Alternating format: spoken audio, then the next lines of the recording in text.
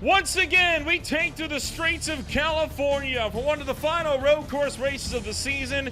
It's the lone street circuit race of the season. Welcome to California, and welcome to the streets of Long Beach. My name is Old Rambo. Joined alongside me here today is Gary Godso. We bring you all of racing action from start to finish here on Sunday afternoon.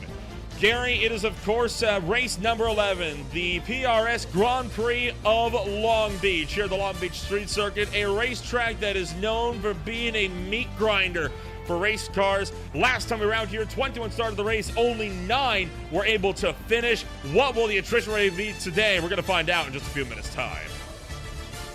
Yeah, just about every Indycar style race that I've ever seen here, yeah, it's a lot of attrition early, and then slowly it whittles down during the race. And there's a kind of the select elite few that are going to finish this race, and certainly you will be considering yourself elite, or if not, at the very least, very tired considering it's 85 laps around this place. It's only 1.9 miles, so it's not a very long course, but it's 11 turns, so you don't have a lot of opportunities to rest. So for 85 laps, you're going to be going at it every single lap, every single turn.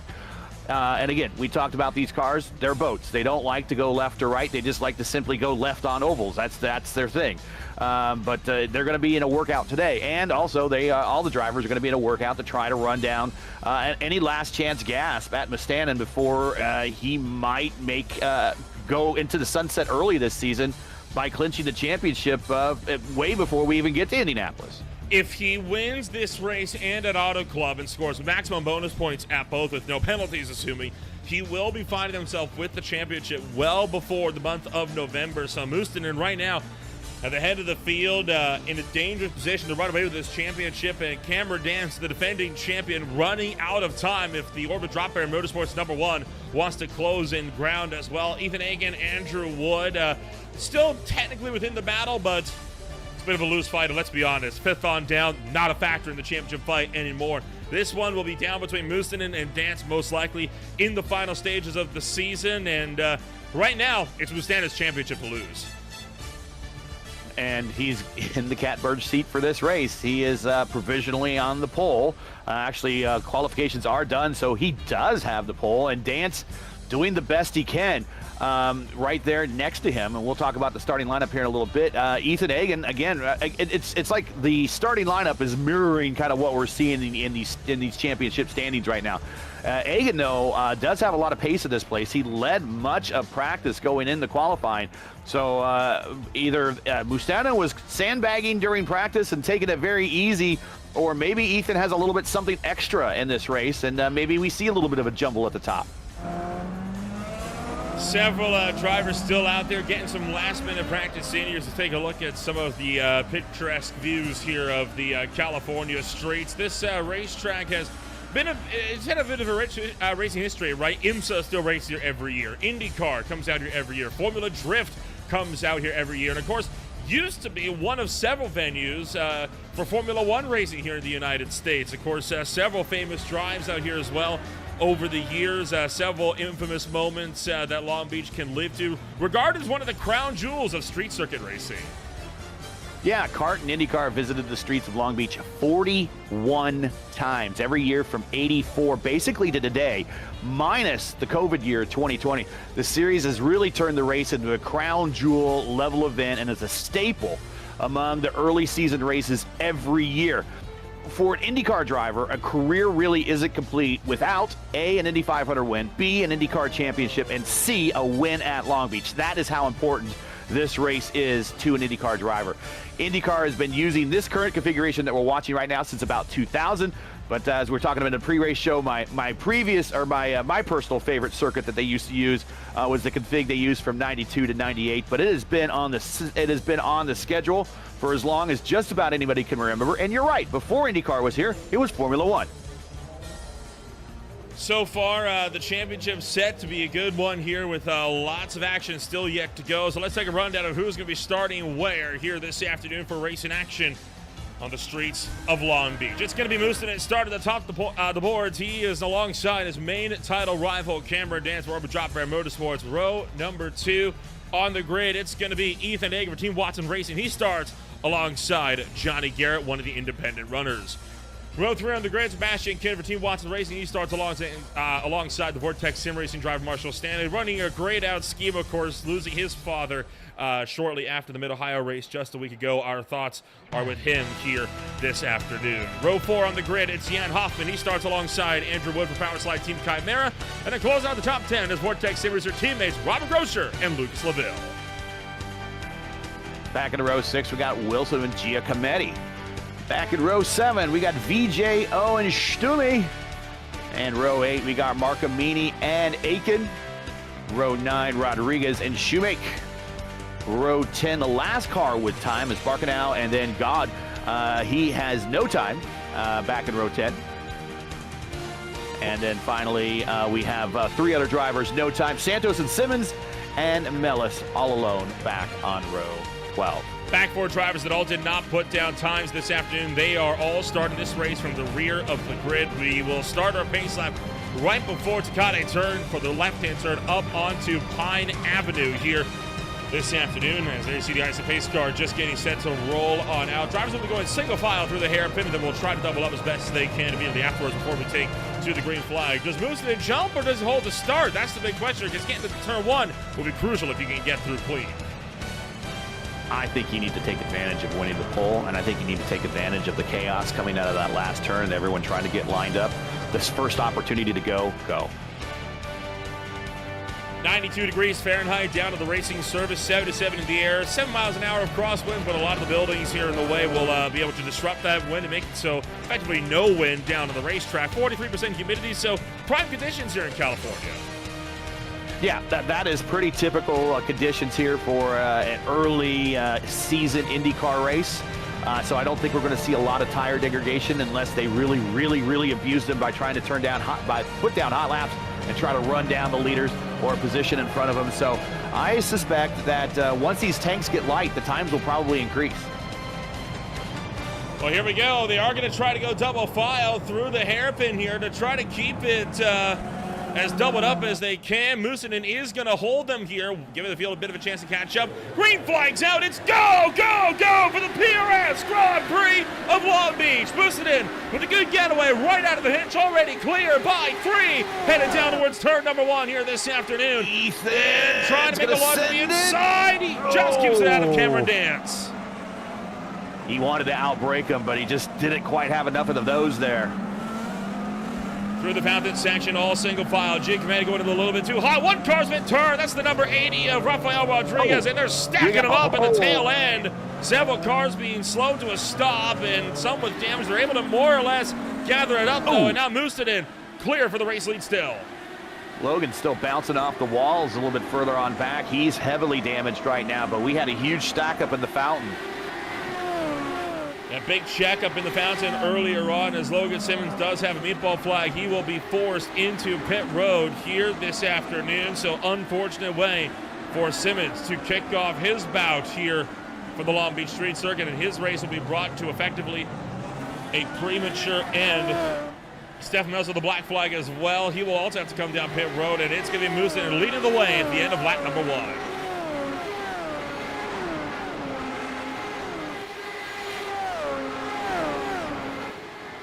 And a battle going on deeper in the field. Look at Andrew Wood, the catalyst, trying to take to the inside of Jan Hoffman. Down the inside, he gets clear. And Cameron Dance has spun it. Big chip implications here as Dance is into the inside wall. He spun on the exit of the first corner. And this is huge for the championship situation. And Cameron Dance with the meatball flag. He will also look to be potentially done for the night. That is, that's exactly what Thomas wants to see. I mean, we talked about if he gets maximum points, and that's just maximum points. That's if Cameron did also pretty well too, like finished P2 or P3. We're taking that into account. Now he's out of it, so we could be looking at a clinch scenario now. 2 laps into this race at Fontana coming up.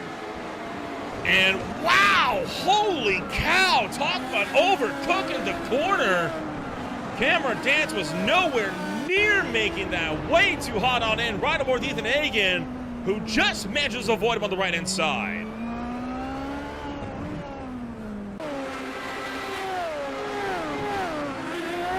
Gosh, that's a brutal way to go out of Long Beach on just lap number 2 of the race. So far, Moosen with the fastest lap of the race. No surprises here. Battles off for number 2. Ethan Hagan has got Johnny Garrett right behind us of TRS.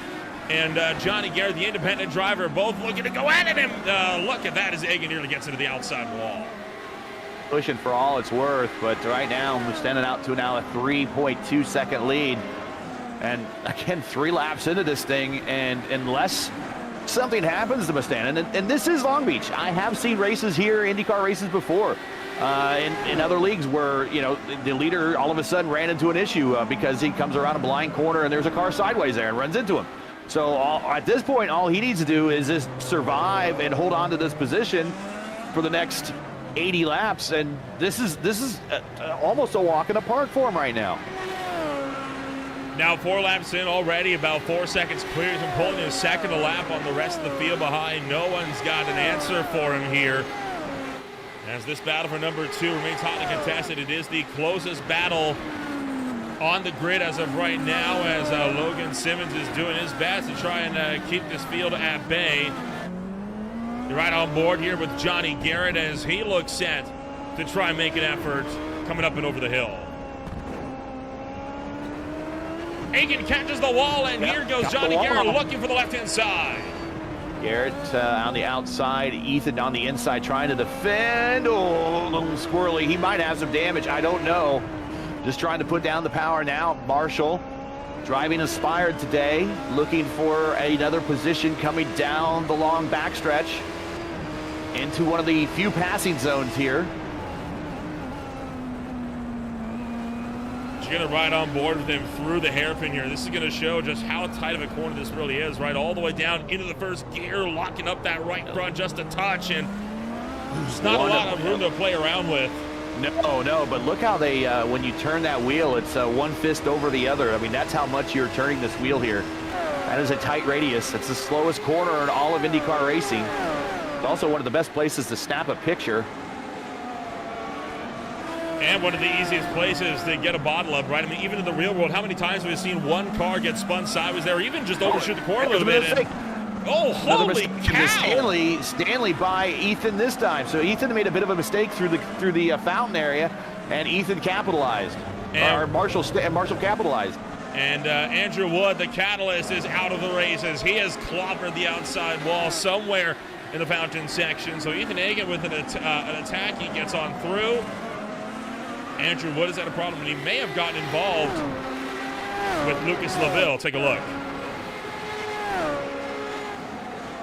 He's coming through turn 1, and yep, that'll do it. Hard to the outside wall, and that broke the wishbone on that right front pretty much immediately, and Lucas LaVille just had to slow up to get around him.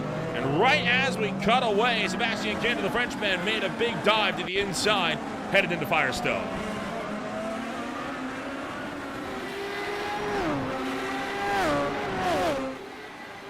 Hagan went defensive and actually pulled aside and let Kinder take that one. So Ethan Hagan not wanting to really get as much of a tip here too early. Robert Grosjean, meanwhile, fighting with his teammates side by side down the front straightaway towards Toyota, and Grosjean going to pick up 9th place. You gotta watch that those row of tires right there on the exit. Oh, and a car. Seb into the wall. Kinder into the wall. He smacked the wall coming out of 5, and he hit that again the wall of tires that are there. So these tire walls, they'll reach out and grab you. They're a lot closer than you think.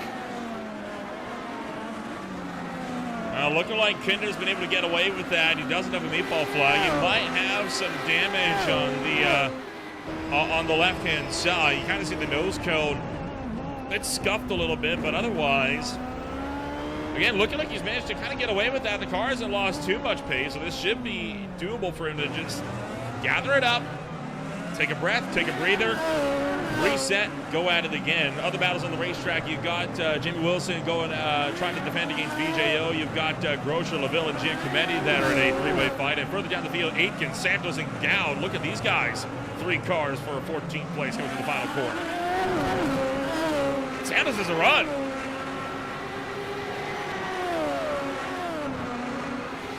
He can get there. He can get there now. He's got to get to the braking zone. And again, no push to pass in these things. Okay, he's into the braking zone, to the inside. He needs to clear him by not smacking the wall on the outside like we've seen a couple times, and he clears him. Good job. Now he needs to keep the car under these slow speed conditions, keep it underneath him because of the low torque on these things. Good pass.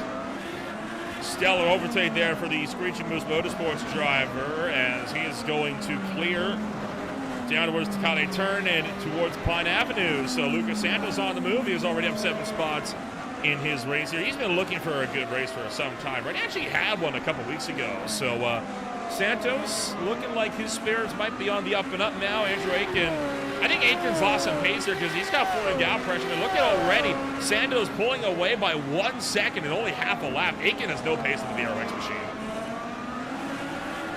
We're going to see right now if Florian can get a run here. So look, he's taking a slightly larger line through the hairpin there, so you get a better run down the front straight. Florian might have some damage on the right front wing plane. I cannot tell. I think there's some damage there. It looks like it's at a different angle. here's Florian taking a peek to the inside and just not close enough. Yeah, I agree. There is a bit of damage on the right front of that wing, isn't there? You see it a bit out of alignment when you compare it to the wing on the left. Good news is the wing is still on the car, so that's a benefit for him. Quite a few cars last time we were out here at Long Beach lost those front wings, and they were several seconds a lap slower than the front runners, even heck their own pace, just because of how much you have to tiptoe around without a front wing on these race cars. Stefan Mellis officially going to clear his black flag. He is now 2 laps down. He's right aboard Florian still as he fights his way now towards the Firestone Bend. And I tell you what, he's been doing a good job on, he hasn't been able to really catch and overtake Aiken. He's been doing a good job though on keeping him honest. Here they come to this double apex, and now he's going to take a little bit of a different line through there. He's trying to get a better run out of the corner, and that cost him a little time this time. Meanwhile, Robert Groscher defended against Lucas Laville, so the Frenchman trying to go back after the German here. Groscher made an effort to try and hold on against Laville, and wasn't quite the look he was looking for that time by. Now Groscher starting to build a gap. Also got Marshall Stanley now into the 3rd place spot. He is trying to see if he can have a run on Johnny Garrett for number 2. Again, driving inspired today. And he just needs to show a little patience here because he's clearly faster than Johnny. Oh, right up on him in the hairpin there.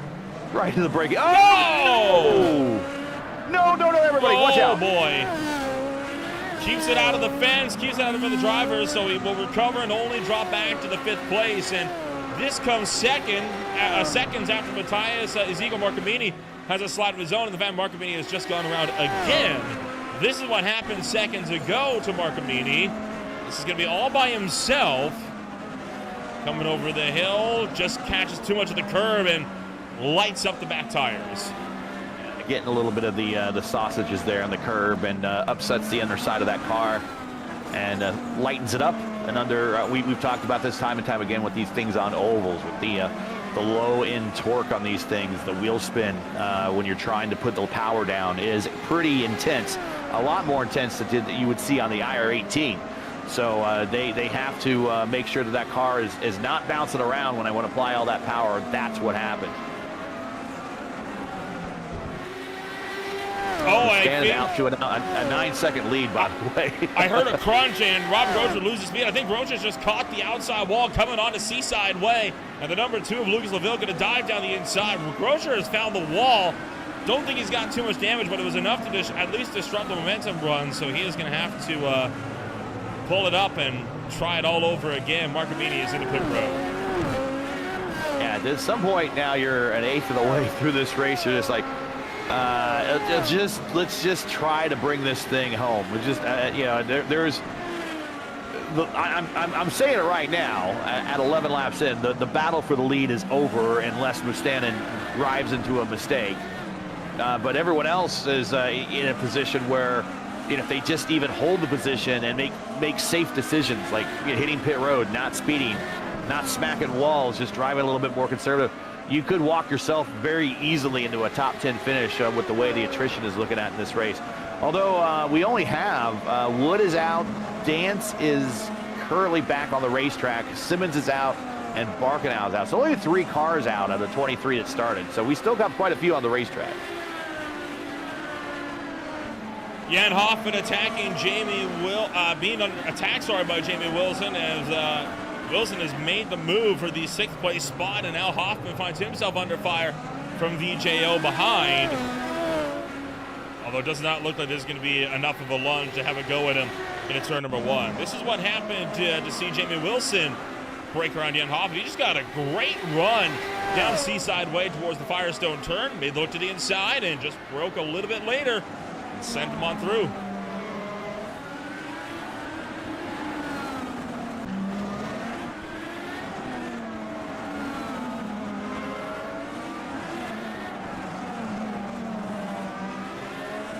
Yeah, back to the closest battle is still that VJO and Hoffman battle, and he's there.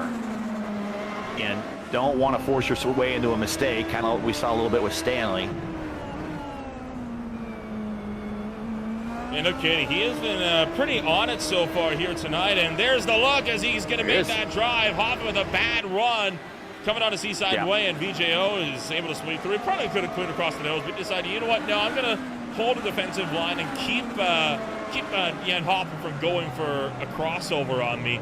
Mark Amini's still situated in pit road. Florian Goud has just come down pit road as well for an extended stop. 13.8 seconds. He's now back out onto the racetrack. And you mentioned Cameron Dance making his way back out on the track. I like this call from Dance, right? I mean, yeah, you're pretty much out of the race, but you're still fighting for a championship, and you've already got at least one confirmed spot of Mark Amini if he stays in the pits being out of this race. You could very well pick up some extra spots here. Don't count yourself out just yet. This race is far from over. Speaking of which, Mark Amini now officially out of the race as he has had a crash and taken the tow. Yeah, this is Cameron Dance doing a very Allenser Jr. type move. You know, you're not going to have the race you want, but you're going to run the race out anyways. Turn it into a test, get some experience out there, and then all the while there's still a race going on, and there's other things that can happen to those other cars and pick up positions, pick up the little breadcrumbs. It's okay. And hey, we've seen it before, right? In other attrition field races, drivers will crash early, they'll get back onto the racetrack, and where they may have been down to like 26th, 27th, they'll finish in the top 10 just because they stuck with it when other drivers were kind of falling on the down and out. I mean, heck, that happened last time we were out here for the Classic IndyCar Series.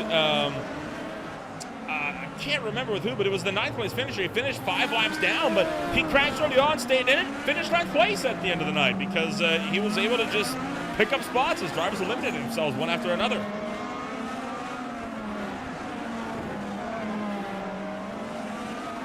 Sebastian Kinder closing to the back of Marshall Stanley, the Vortex Sim Racing number 25. Doing his best to try and keep Kinder at bay. Kinder, though, has been slowly reeling him in as well. Yeah, good example, and the reason I call it kind of the age or the Allenser Jr. type move. I'm just reminded of the 1986 Michigan 500, and Al Jr. just had a bad race and finished 15 laps down. Only 8 cars finished that race, and he finished in 8th spot, so he was the last car running. But he got a top 10, and that later helped him in the points championship a little bit later that season where he was a contender, and that's just by virtue of staying out and picking up, 8th place points, but being 15 laps down. It's interesting to watch the lap times here, right? It's almost inconsequential comparing lap times because right now Sebastian Kinder is showing that he was about 0.8 of a second off of Stanley's lap time, despite being within half a second of him, right? And I'm willing to bet a lot of that has to do with the hairpin that we've been seeing throughout this race. That hairpin can very much cause drivers to be kind of put up with each other here.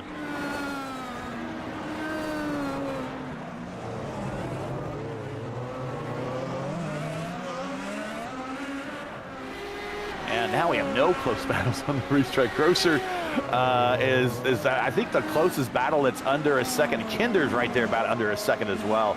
Oh, and Grosser right into the tire barrier. Oh, dear. He's still running. There he is, all the way back here behind some of his Vortex Sim Racing teammates. Stefan Mella situated right behind him as well. So drivers will keep up the fight here as they still have a race to go. But right now, Marshall Stanley, the closest battle with Sebastian Kinder on the racetrack, about a second separating the pair of them as they're starting to separate. And it's been a pretty while, right? Moosonen already 12.8 seconds clear of the rest of the field in just 16 laps. This is going to be one of those dominant events that maybe we see him also go for the Grand Slam again, which I think we've seen him. He did do at Mid-Ohio, and I think maybe another race this season, so another Grand Slam this season in the offing. But he's got the purple lap, started from the pole, he's led every lap to this point, and is staring the victory in the face already less than 20 laps into this thing. Much like a Monaco race in F1, most of the overtakes in this race are going to be completed through pit stops. We're about halfway to our first pit stop cycle of the race. The first pit stop cycle will be coming in roughly around the lap 35 mark. at least for everybody that's still running on the racetrack that hasn't already made their way down pit road for one reason or another. Speaking of pit stops, VJO coming to pit road early on. Not sure why. This is a little early, and it's going to probably result in, well, maybe another stop. Let me do the math here real quick. So we're thinking 35. Well, no, this is, he's doing everything. He's going to do it in reverse. He's going to do it in reverse. First stint short, next two long. So maybe trying to get out of a lot of the traffic in the dirty air so we can try to just get some clean air and find the pace. Yeah, that's not a bad idea, really. So we're doing 85 laps, and we do minus 35, 15. So, yeah, actually, we're in the window for a short stint stop, yes. VJO makes you still have to do 2 stops. Sorry, so you still have to do 2 stops. But one's going to be long, and with the stints around them are going to be short leading up to that first stop, and then long after that. VJO makes I think everyone else is doing the opposite. Sorry, go ahead. He's made his way to the racetrack. The only car that's been in front of him that passed him was Thomas Mustonen, right? So now VJO a lap down, but Mustonen is Conti Motorsports teammate far enough ahead that it shouldn't impact VJO too much. No. I think he's gotten away with that. No, and when Thomas does come to pit road, he'll get that lap back. And if Thomas should catch him on the racetrack, when they're going in between their stints, right? This is nice because this is a teammate that more than likely not going to fight you, not going to give you any trouble. Move on over, let the teammate go. So this is a good planned pit stop for them to put them in close proximity on the track. Rafael Rodriguez will be the next closest car to VJO. He sits 3 seconds behind him, but he is dropping pace, being a bit of a slower car here this afternoon. So far, racing action kind of tapered off just a little bit as drivers are starting to make their own little moves. I saw Randy Shoemake kind of have a bit of an awkward line through the hairpin that time by. Overshot just a little bit, was lucky not to kind of pin himself in against the outside wall. We'll change this up here and show you the interval from car to car, the time to time, right? It kind of shows you, right, not a lot going on at the moment on the racetrack. Closest to right now, Luke Laville, Robert Grosser, but those are teammates right tonight.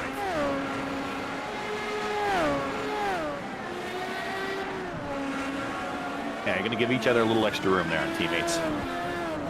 Certainly there's as we're watching them through the fountain here, there's just no runoff area here, so you don't want to follow your teammate into a runoff situation and then, you're both piling into the wall. This is one of the few runoff areas right here. If they need to go long, they can go straight right there. But here's another one coming down Seaside.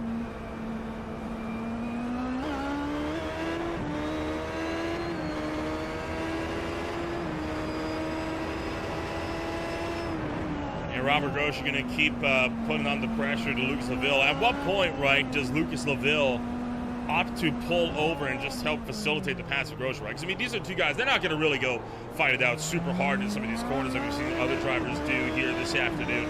At what point, though, like, how close do you reckon you have to get for you to think about moving over and just letting them on through?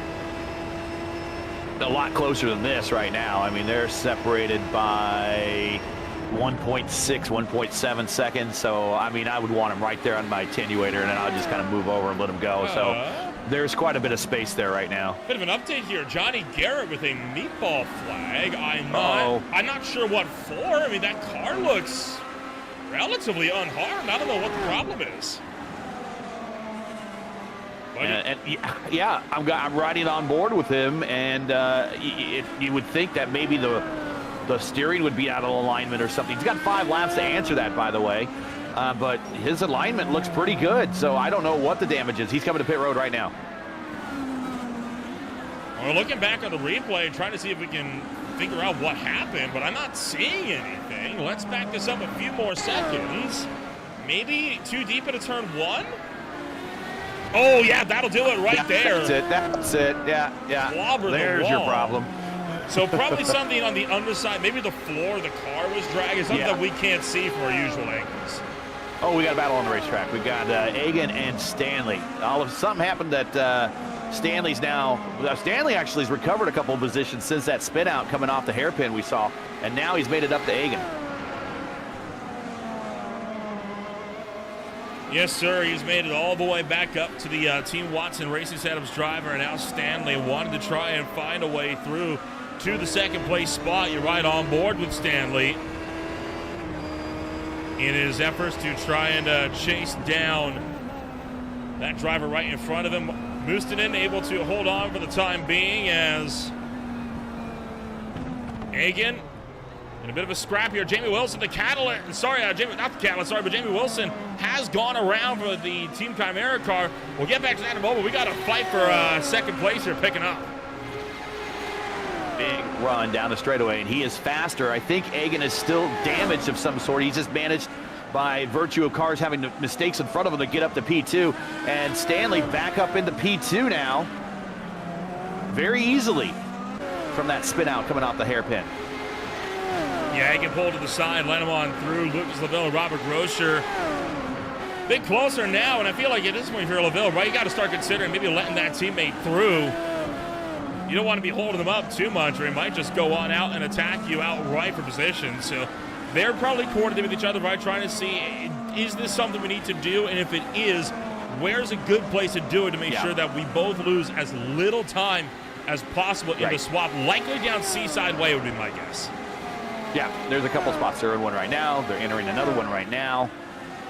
And then, of course, the long straightaway. But now, yeah, Robert's a lot closer now to the point where you might want to make this pass happen. But once they get to the braking zone of this long straight coming into 9, 10, 11, there you're in single file, and you have to wait to the front straight again.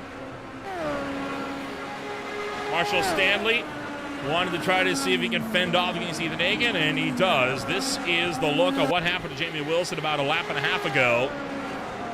And this was coming onto Seaside Way. So he's on Pine Avenue. He's going to make that right-hand turn, and then the bed probably just lights the rears up. Yep, lost that one mid-corner. Spun around, kind of grazed the wall, but does a good job to mitigate the damage. It is just a kiss. It's a bad spot to stop that, too. Finds a good hole to kind of spin the car back around and get it back rolling. That is a sight of a race I did in the Elite Racing League where a back marker unfortunately spun out there, and the leaders were right behind them and came right through that zone. P1, P2 are racing right together, and they piled into that zone and took out P1 and P2. P3 had enough time to hear that there was a problem in that turn and was able to negotiate it through it. And ultimately, that move is what won P3 the race and cost P1 and P2 the race. So you got to watch these curves. And even though with the sim in your headset, if you're wearing headsets, hopefully you'll hear that there's a caution in such and such a turn. You really don't know what the situation is until you get there. And a lot of people, everything is tunnel vision. Everything is full speed ahead. And they just don't think really about slowing down and going into a caution zone, well, under caution. And so if you don't, that's what happens sometimes. You might find the way is blocked. Saw that Egan just went a little bit wide there as he kind of caught some of the anti-cut curves on the inside of the corner. That shot him a little bit wide. Did keep it out of the wall mostly. Might have had the briefest of brushes with it.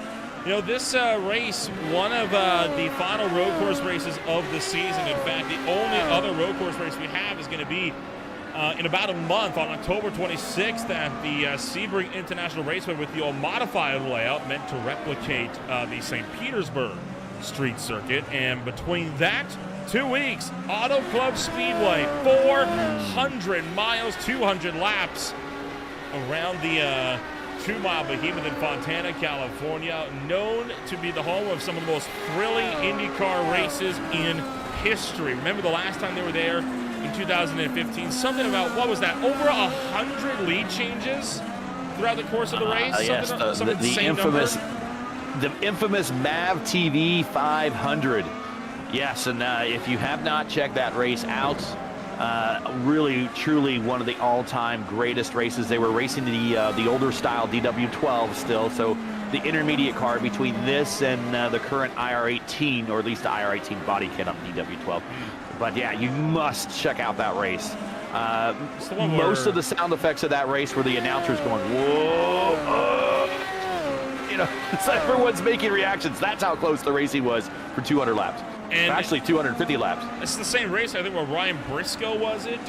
Almost blew over, except the nose dug into the infield grass of the tribal on the final lap. Coming to the checkered flag, yeah, that was the last green flag laps there before IndyCar stopped going there.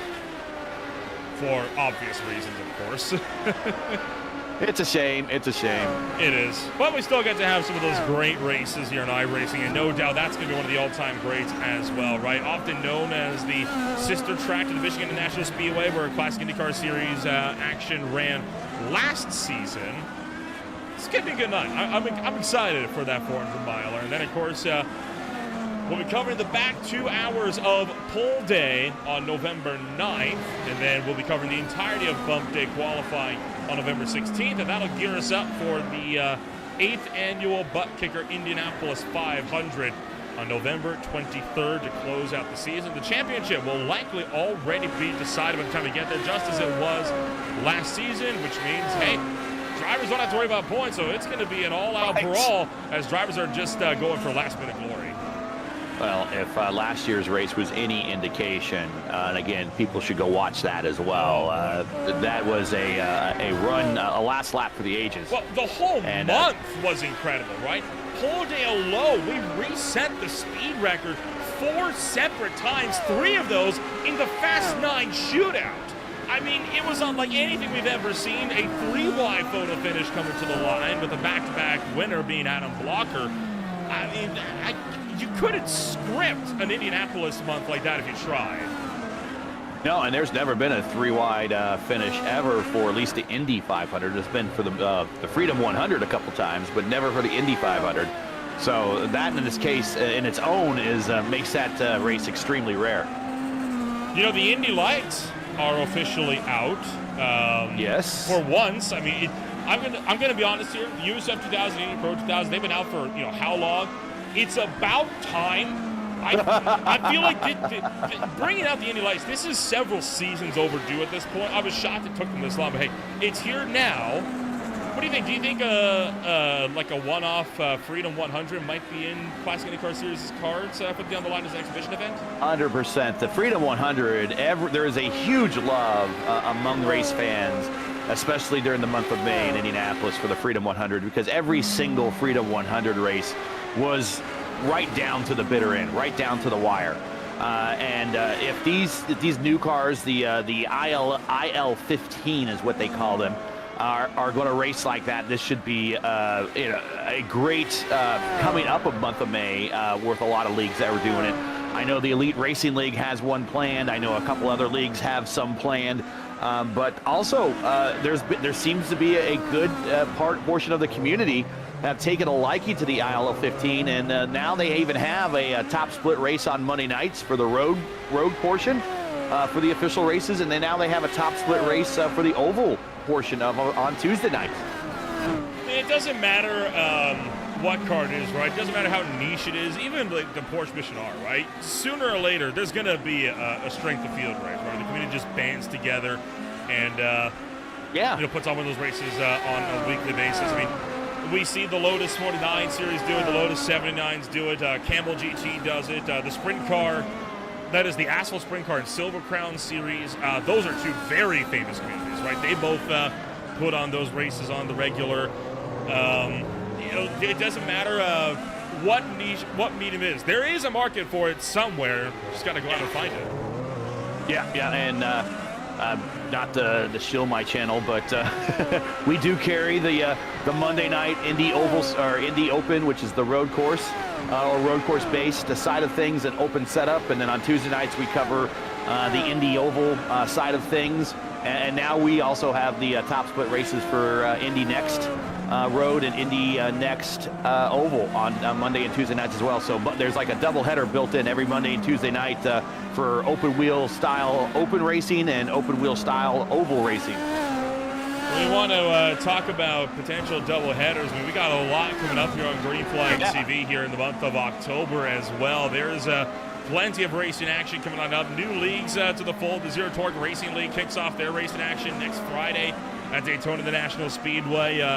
Some series getting set to kind of wrap on up. I know Blaze Battles ARCA Series in their final weeks. A triple header on October 11th. We start things off with a 4-hour endurance race with the FTR Trophy.ai Endurance Series. That'll be at Brands Hatch, and then at Texas Motor Speedway, it's the Velocity Online Racing IndyCar Series. You're going to be back in booth with that one at 3 o'clock p.m. Eastern Time for Fort Worth, Texas. And then that same evening, the SRA Gen 4 Series swings out to the biggest, baddest track on the NASCAR calendar. Talladega Super Speedway awaits Gen 4 action on Saturday night. That'll be on October 11th. There's a lot coming up, and in fact, over October, 45 confirmed shows lined up. It is a month, and a record-setting month, packed full of action pretty much every single day except for Monday nights, ironically. The one series that's off for October. They're not going to be back until November for the High Tide Racing League, but they will be missed on a record-setting month here on Green Flight TV. It's going to be a good one. I'm very excited for what's coming up. And we're getting into the fall and the winter here. More people are going to be staying inside, maybe play a little bit more iRacing. I don't blame them. I mean, the winters out here in British Columbia are absolutely brutal sometimes. That is a whole different level of cold up there. I've visited Canada a couple times in the winter, and one time I was in Winnipeg, and that is a different cold up there than it is down here. I can't explain it, but you know it's real because even you talk about it. It's just a more brisk, crisp cold up there. It's wild because the cold comes in out of left field, right? I mean, I'm going to be talking in Celsius here, right?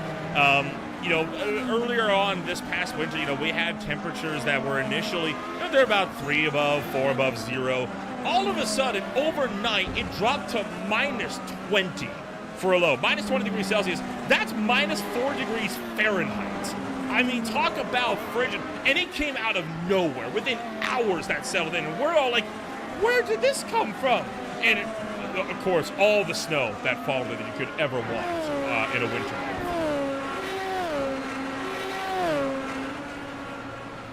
Stefan Mellis coming down pit road here as still a race going on while we've been kind of rambling on here.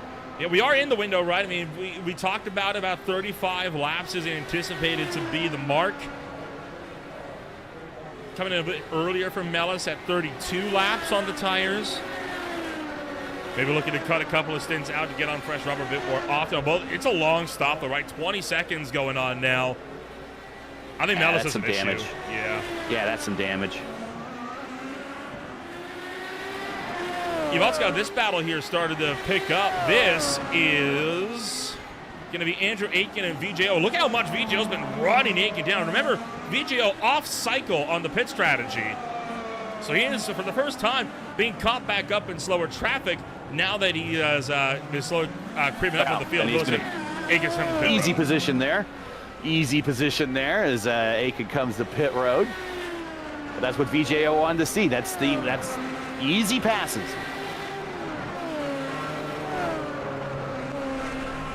Approaching there are a couple cars on pit road. Yep.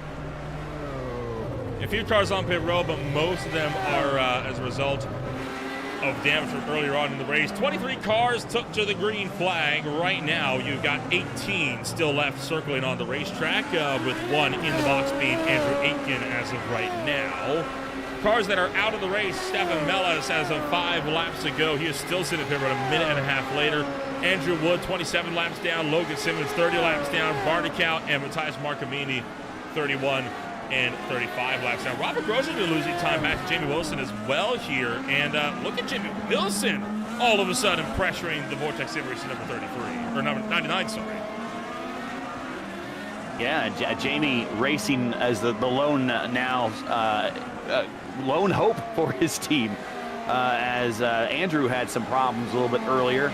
I'm sure I'll be getting a message from him going, well, that looked really good. And don't blame him. Early out on a road course, not what you want to see. But right now, for that Chimera team, Jamie Wilson is the lone driver carrying the torch.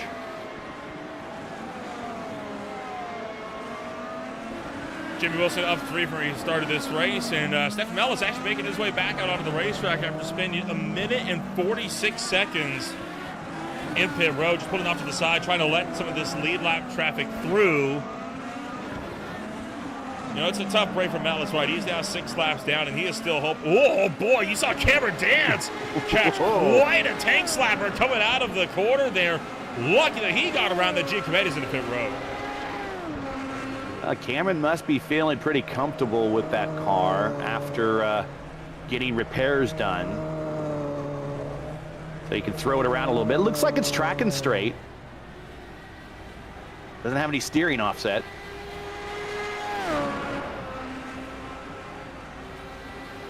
Giacometti up on the jacks.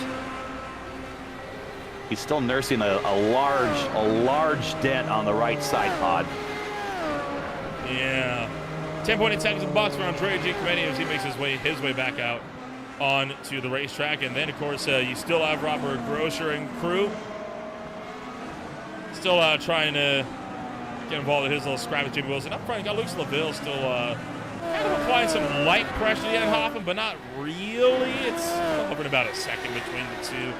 Not seeing too much animosity between those drivers as of yet. We are on lap 35, so this is about the mark that we're going to be seeing drivers coming down pit road. In fact, there goes Thomas Mustadin ducking into pit road. And boy, he took a very high-speed approach into that lane. Usually a lot of drivers, they'll like brake and kind of finagle their way in. But take it right on board with Mustadin here, because this was pretty rapid on the way in. Yeah, watch this. It's a very narrow entry into pit road, and boom, yeah. If you're off, you're into the wall, and that's real damage. You don't start the ghosting portion until you're a little bit further down pit road. So he aggressively hit it. He's not playing games. He knows he has a big lead, and he's not resting on it.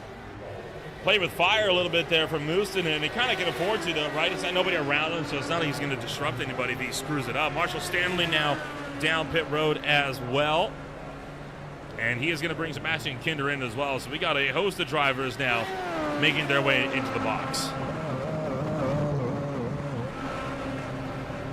Franz Josef Sturm just making his way out of pit road. And here comes Robert Grosser now into the pits. Scheduled stop right at the window that he kind of hinted at, right in that range.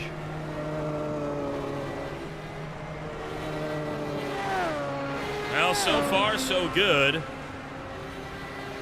As Grosser is in, you see Rafael Rodriguez crawling down pit road. He pulls into a stall just at the tail of the shot. Santos, your biggest gainer at the moment, up 14 spots. But Santos also has not yet come down pit road, yes. Right? So he's going to give some of those up. Yeah, he's going to have to come down pit road as in a little bit here. Same story, by the way, for Hoffman, LaVille, Wilson, and Ethan Hagen just now came down pit road as well. Hagen coming down pit road. Now, I don't know if he's going to be able to lead the lap. He will not. Okay, so he led the lap, but he didn't officially lead the lap. So he was a lap leader, but I don't think he led the lap, if that makes sense. I don't think he did. Let me check. Let me double check. Well, we have a board. No, he did not. So he did not. So Thomas has still led them all. He was just the leader, but not. He did not lead an official lap. Well, that's a tough break for Ethan Hagen, and so far, Moosen's hopes on a Grand Slam, they remain alive. It would be the second one in a row as well. I mean, getting a Grand Slam is hard enough, right? But getting it twice in a row, that's something almost unheard of. Yeah, that's a Formula One style thing. You don't really track that too much in IndyCar. I asked an IndyCar statistician, kind of an amateur statistician on Twitter, about how many times IndyCars or who's done the Grand Slam lately, and he was like, "What's the Grand Slam?" But it's only 2 drivers since the DW12 era said got the Grand Slam. I think one was Dixon, and I think the other one might have been Power. I'll have to go back and look, which is not surprising with those 2. But it doesn't happen very often at all in IndyCar. So for a driver to do it in an IndyCar, even sim racing, 2 races in a row on road courses, it's pretty amazing.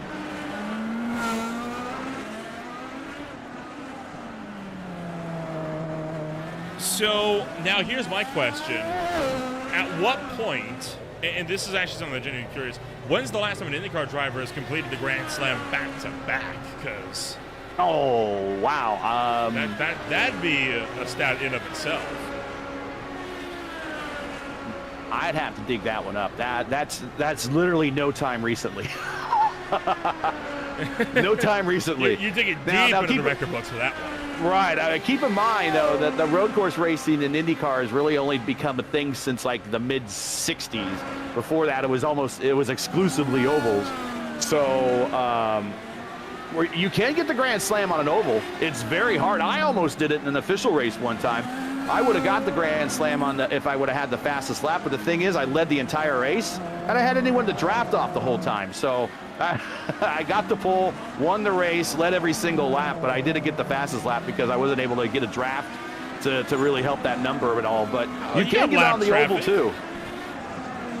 I was passing lap traffic so well in that particular race.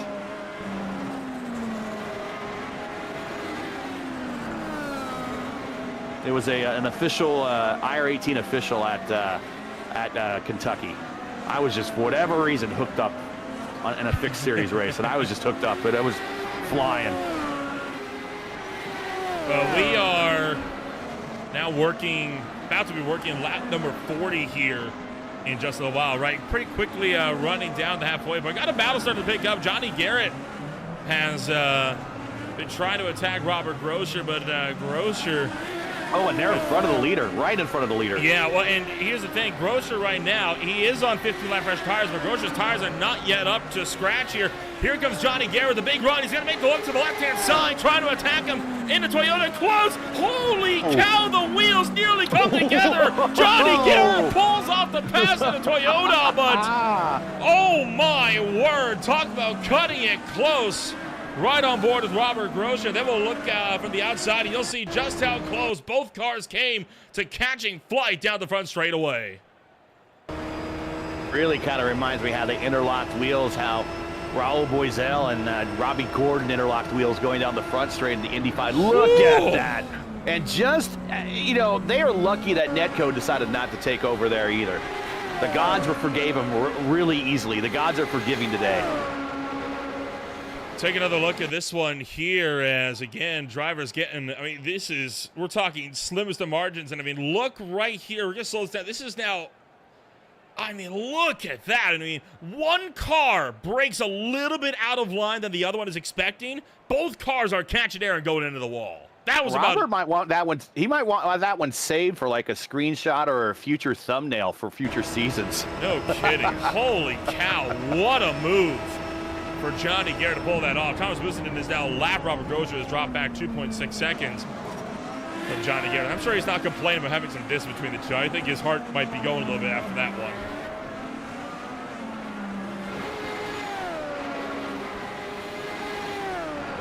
Golly. That shows, though, right, just how much these drivers trust each other to be able to run that close together.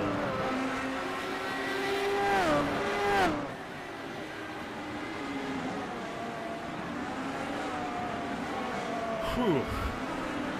Well, we got a little bit of time here. Let's thank some of the folks who keep the lights on here for the Classic IndyCar Series. Tonight's race brought to you, of course, by Paper Cycling Systems with the PRS Grand Prix of Long Beach. Paper Cycling Systems first. Oh, sorry, I didn't mean to cut you off. Right in front of the leader, Johnny Garrett gets a little squirrely. Oh boy. Well, just when we try to thank the pay some bills. I know it's always it happens with me that way too. But we better get into it because otherwise it will never happen. Paper Cycling Systems first provided cold milling services to the Southern California market. Now PRS has subsequently grown into the premier general engineering subcontractor for cold milling, soil stabilization, roller compacted concrete, and cold in-place asphalt recycling in California and Nevada, with a presence in Utah, Oregon, and Washington. In 2007, PRS added the highly regarded pavement preservation company dubbed the Pavement Coatings Company, which added pavement preservation services throughout California and specialized in the use of RAP aggregates via their reclaimed aggregates division. Both PRS and PCC are owned by PRS Holdings Incorporated and are proud to be 100% employee-owned. For more, visit paperrecycling.com. And as always, a huge thank you as well to Butt Kicker, a longtime sponsor of CIS, coming on board for yet another season, as well as the VRS Virtual Racing School for being the title sponsor of Classic IndyCar Series action. All of them helping to bring all the coverage to your screens from flag to flag, from the first lap out at Phillip Island to the final lap of the Indy 500. Lucas Santos has got VJO breathing down his neck. Remember, VJO is on that alternate strategy. He is 25 laps into his current stint, and Johnny Garrett's on a very similar strategy as well. Johnny's 21 into his current stint. So they might be on that, let's do the first stint as the short one, and then we go long, and to finish this race. So that's why we expect VJO to come to pit road relatively soon. But Lucas Santos just out of the pits for 5 laps, so he's waiting for his tires to come up to speed a little bit slower right now. Franz Josef Stum with an issue here. This is about 2 laps ago. He locked up, entered the Takate turn. Didn't hit anything, but he did have to back up and get going. That cost him a boatload of time. And in fact, he lost a spot to Andrew Aitken as a result of VJO is about to overtake Santos here for 9th. Yeah, Stumi reached a good part of the racetrack to do that because there's not a lot of runoff area. And he reached to a couple parts of the racetrack where there is some ample runoff area to do that. Cameron Dance will be coming down pit road this time by. He was off cycle as a result of a crash that he had earlier today where he had to take a tow to pit road. Santos still trying to keep VJO behind him, but the number 96 is struggling to close up to the back of Lucas Santos, looking for the inside this time by. Huge dive onto the inside. Oh, he locks up and he takes him out. He hits the wall and takes out Lucas Santos with him. Both cars hard into the wall at turn 1. And VJO's there, and he had just no place to go. VJO went for a dive, locked the rears on the way in, and just cleaned out Lucas Santos. Santos is a meatball flag. See that car twitching? That suspension is destroyed. I don't think he's even going to make it around to pit road. He's trying, he is crabbing his way through. And feeling crappy is probably the least of that car. He's probably crabby, in that cockpit too. I don't blame him. I mean, Santos, he's had a few mistakes this season, right? This is one of those cases, though. He did nothing wrong there. Nothing he could have done to avoid that. Right aboard the VJO and listen in. Right there, he locks the rears, and I mean, Santos was just an innocent bystander. Nothing he could have done there. Santos left him all the room in the world. Yep. And I bet you VJO kind of regrets that as well a little bit. Yeah. Should have waited one more lap. Yep. Yeah, and you ask yourself, why did I do that? And it just, you live and learn. Sometimes the adrenaline's pumping, and you're thinking not what the correct head, And that's what happens sometimes. Oh, dear. Leader is in deep lap traffic right now. And Thomas Moosenin slowly picking his way on through. He's got Franz Josef Stum, who goes in hot, and that's, again, deliberate, letting the lead lap traffic through. That was very gentlemanly of Stumi right there. Lucas Santos now into pit road, and I do believe his day effectively going to be done. You look to Jamie Wilson and to Johnny Garrett trying to make a move here. They're trying to battle amongst themselves, and no doubt they probably heard about what's happened at this point to VJO and Santos, and that might be in the back of Garrett's mind here.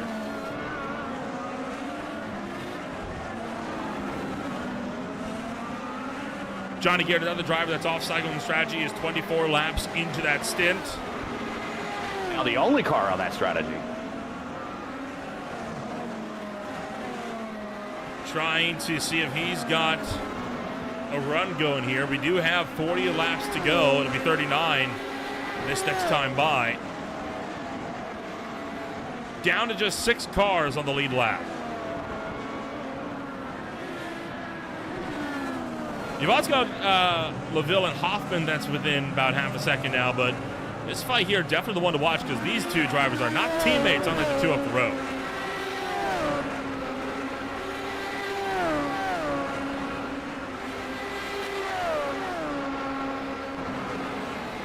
There's 3 or 4 cars up ahead of them on the racetrack. Wilson, see, Shoemake's up there, LaVille's up there.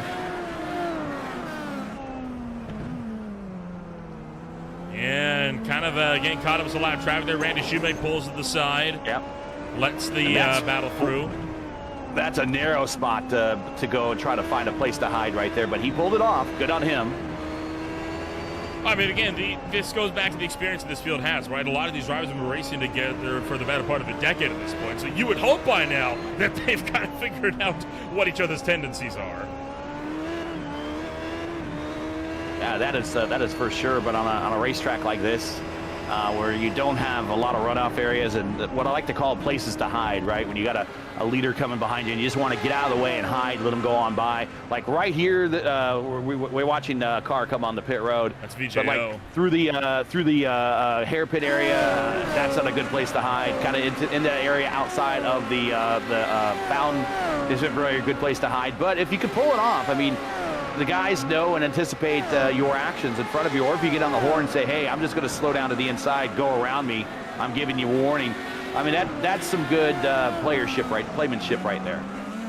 VGO was, you saw VGO kind of weaving around at the exit of the pit road. He was, I think, experimenting with the car, seeing how much they actually fixed the damage. Wasn't happy with it, so he decided to take another tow back to pit road. And if you talk about lap traffic, right, this fight between Wilson and Garrett, it's about to hit a massive gaggle of lap traffic just on the road. Look at all the cars here that started to bottle up, and they're actually, all the lap traffic has actually helped them reel in LaVille and Hoffman. Now, Wilson less than a second away from him.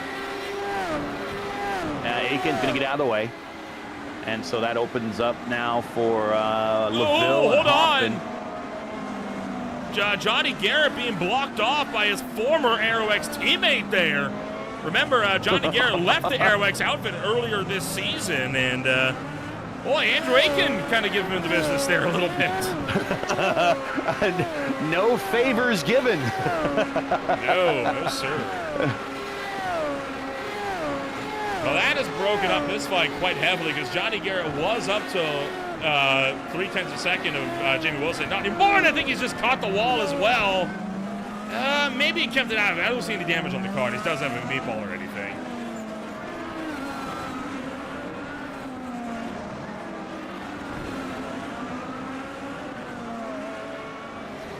You know, we talk about these Long Beach races, right? And I mean, these street races, they tend to not be as up there on the actual racing action side of things, right? Just the nature of street circuit racing. You get more separated, but, you know, the race tonight, it's been pretty action-packed, all things considered.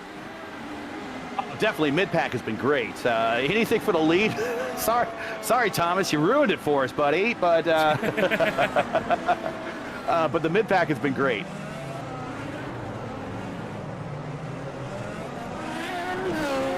Still one run of pit stops left to go. I got one more. I think Hoffman got around LaVille, I think. Not quite. Hoffman had a brief blink out. Okay, all right. Yeah, that's all that happened there. LaVille still running the 6th place spot. Hoffman's been in front of him for a good bit. Good.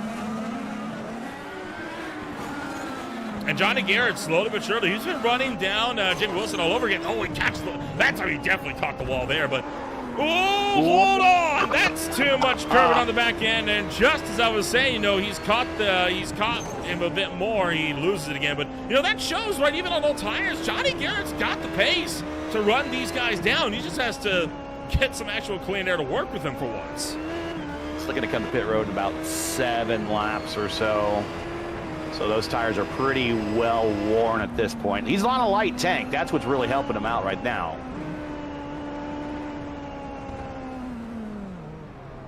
You're right on board with the tail end of Jan Hoffman as he's got a good eye out the gearbox on Lucas LaVille. Oh, there he is. Johnny Garrett's in the pit road, but I think he's had a problem because I showed that he was actually reversing for a moment. And he's got a meatball flag. That car is smoking. Johnny Garrett's on fire. He's coming to pit road. What the heck has happened here to Garrett? This was in the last few seconds. Oh, no. Yep. and then into that very narrow pit road wall and hits the gore point. And yeah, that's figuratively and literally cooked. And he is not the only one. Lucas LaVille has just had a problem as well. We'll look at that in just a moment. This is another look, and gosh, that's a hard hit right into the Acura tires at the start of pit road. Lucas LaVille has towed to pit road, so he is done for the night after this crash in turn 1. Oh, ran over the back of his teammate right into the fountain section, and boy, again, Jamie Wilson doing a good job to avoid that mess behind and avoid taking the rest of the Chimera team out of the race. Rule 1 and 2. Racing your teammate violated right there. Well, I struggle to put that on either driver, right? Because there is lap traffic right up the road, and I don't think LaVille clocked how quickly they were closing in on that lap traffic. I don't think his teammate did anything wrong. I think that's just an unfortunate accord in the fact that happens in the fountain section. And you and I were talking about our dislike for that section as well, because of how much it ruins the flow of the racetrack. I do not like it, no. That right there is a good example of why. It just adds a picture point for the racetrack that looks good on camera. I don't think it actually adds an effective racing part of the racetrack. But you got to admit, I mean, some of the scenic shots, I mean, I don't know. It looks kind of good. I feel like it'll be a lot more picturesque if there was a car sitting in it, though, you know? Right.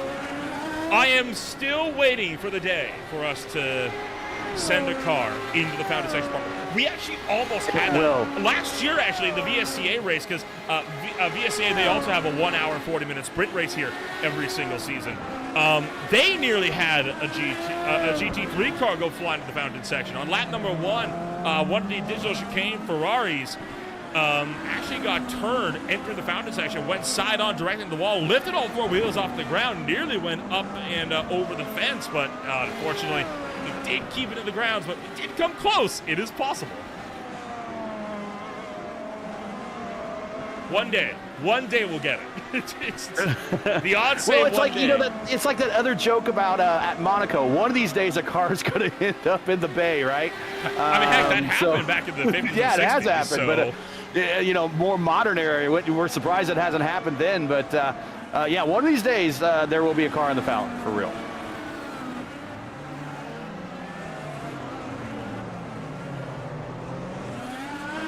I'm hoping when it does, it takes the fountain out, and then they have to destroy it, and then they decide they want to redesign the racetrack, maybe back to its old configuration. That's old school, cynical Gary right there, wanting the old race course back. I have just hit the books on Google to try and see if anybody there is potentially gone into the fountain. The answer is no. No one's gone into the fountain. Okay. You figure it might be like one of the amateur drivers when they have the Toyota Pro-Am celebrity races they have there. You figured maybe we were one of them, but no. Sorry to cut in here. Randy Shoemake with a meatball flag. So he has had another one. A pretty major instance on the racetrack, as well as that Johnny Garrett with an outright black flag. And I'm not sure what that would be for Johnny Garrett. What do you reckon that would be for? Maybe incident limit, but it's normally a drive-through. And he's out of the cockpit right now, so maybe he's just decided to take it easy, walk away, and come back a little calmer or something. And but the thing is, look at pit road. Look at all of the cars sitting on pit road right now. Those aren't pit stops. Yeah, those are retired rides. And well, you saw Randy Shoemake go deep and hit the Firestone tires as well, which is why he is down and out of this race. Right now, Stefan Mellis, the furthest car down, he has 8 laps off the pace, but he has 3 cars that are right now in pit road and technically retired that he can overtake yet and still fight his way into 14. So we are now down to just 14 of 21 cars on the racetrack. In 3 laps, Mellis will make up 3 positions. There you go. And hey, that's the benefit on staying in. Again, look at Cameron Dance. Right, at one point in this race, he was all the way back in what? 21st place? 22nd place? Yeah, look, and that's all. And that amount of points, assuming something happens to Boussaint, that could be a championship saver. Yeah. Or at the very least, still keep the fight alive at Auto Club. Right. Let's build the drama on something. I mean, we still have 30 laps to go in this race. I mean, we have an eternity.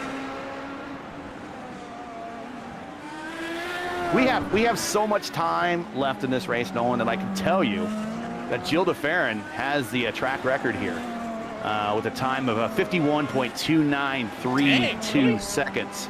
But that's on the old circuit here. The current circuit that's the kart track record. The Indycar track record is set by Colton Herta with a time of 1:05.3.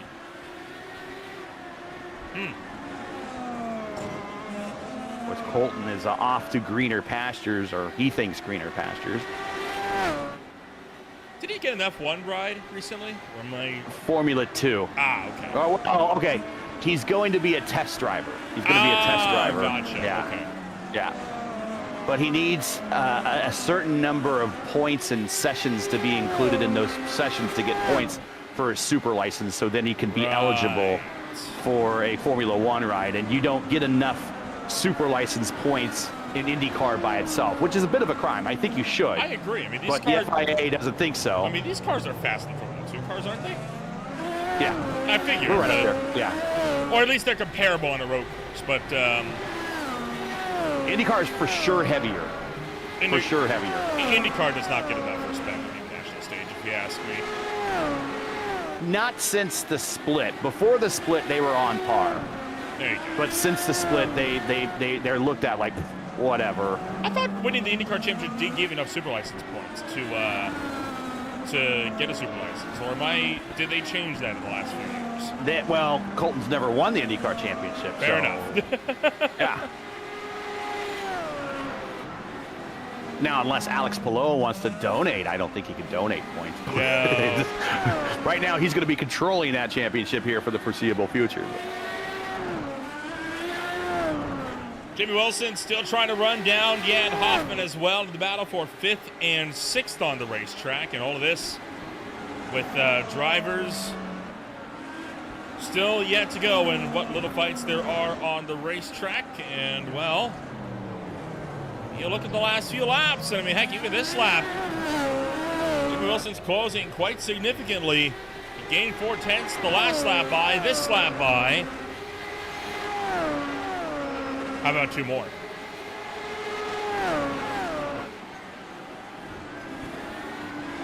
And Mellis now just moved up the 15th spot. In another lap, he's going to pass Shoemake and get another spot.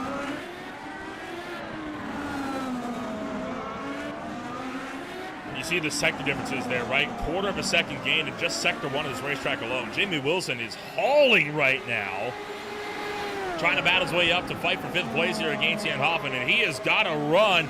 He could get him here coming to the Firestone Bend. He's not going to get him here off of Pine Avenue, but if he gets a good run... Here we go. Oh, no! He gets loose! Catches a great save. And inches from the wall, too. So great job, but it's now a big reset button. And Jan in front of him going, whew. All right, I got a little bit of breathing room.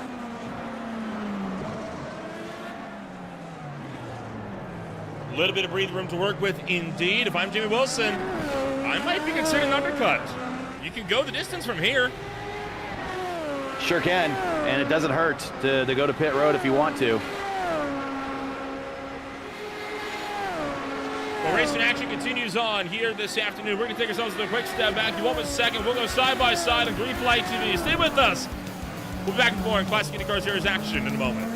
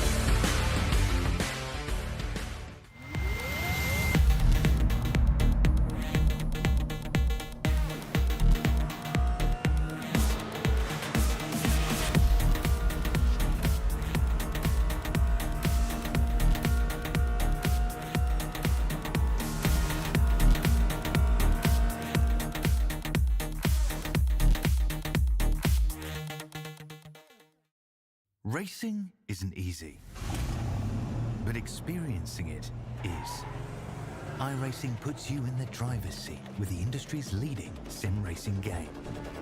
Drive on laser scan replicas of the greatest racing circuits from around the world. Go head-to-head against other drivers chosen by skill-based matchmaking to ensure competitive racing at every level. Compete across all your favorite series. In officially licensed cars, engineered to deliver the most accurate driving experience possible.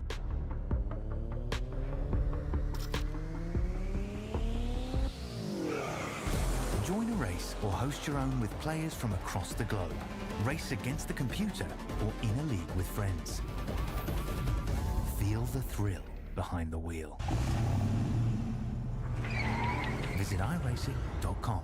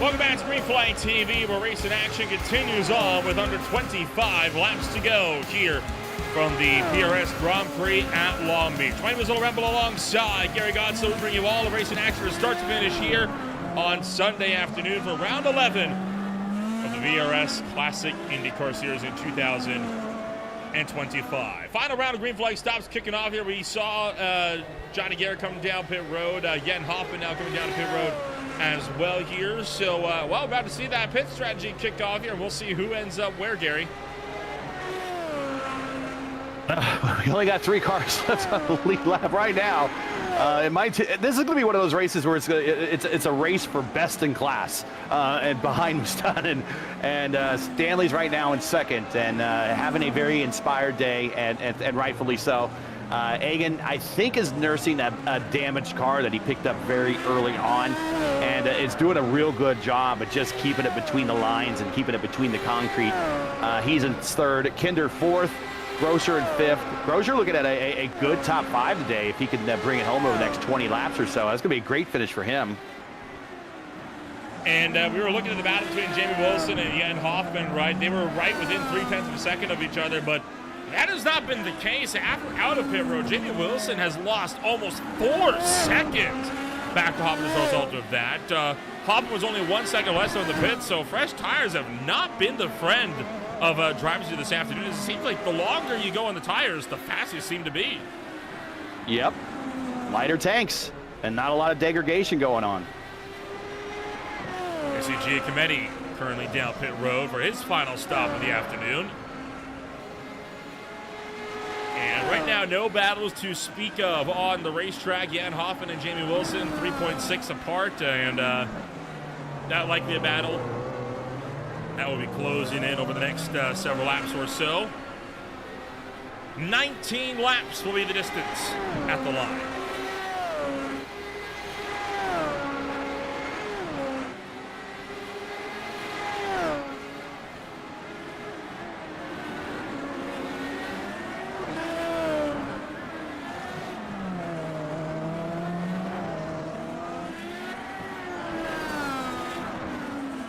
So with all of this, let's take a look at what's coming up over the next week or so here on Green Flag TV. Tonight, it's going to be the Blaze Metals ARCA Series, a 300-lapper at Bristol Motor Speedway here on Sunday afternoon. Then on Tuesday, it's the Mid-Atlantic Racing Series coming out from the Iowa Speedway. Ole Miss Rail will take to the Darlington Raceway at 8:45 p.m. on Tuesday for a Tuesday doubleheader, a Wednesday singleheader this time around. Not something we see all that often. The Premier Sim Racing Outlap Motorsports Truck Series will have their final round of the round of 12 in playoff action. That'll be on Wednesday afternoon at 8:30 p.m. Eastern Time. And then Average Joe Sim Racing League kicking off a brand new season with NASCAR trucks. That'll be 8 o'clock on Thursday night, alongside the Highline Diecast Collectible Speed Cup Series in Charlotte. And another season opener on Friday. The Zero Torque Racing League making their debut just 2 days ago. With the Clash at North Wilkesboro Speedway. This time, they'll be out at Daytona for their first official points race of the season. All of this and more in the final week here of September on Green Flag TV, and getting set to roll into October as of Wednesday.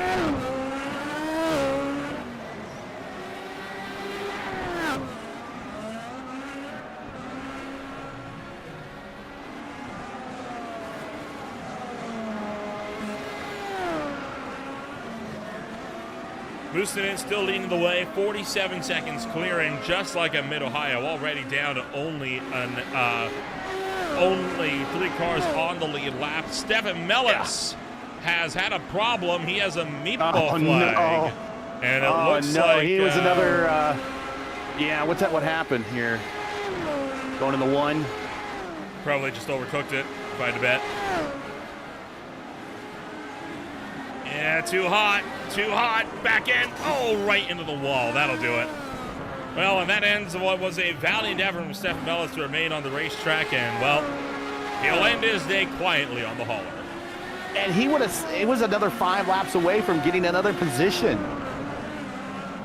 Yes, because Lucas LaVille has... right, yeah. Yeah, he's still out of the racetrack, 2 minutes down. LaVille did briefly make his way out onto the racetrack, although he did not stay out there for very long before he opted to come back down pit road.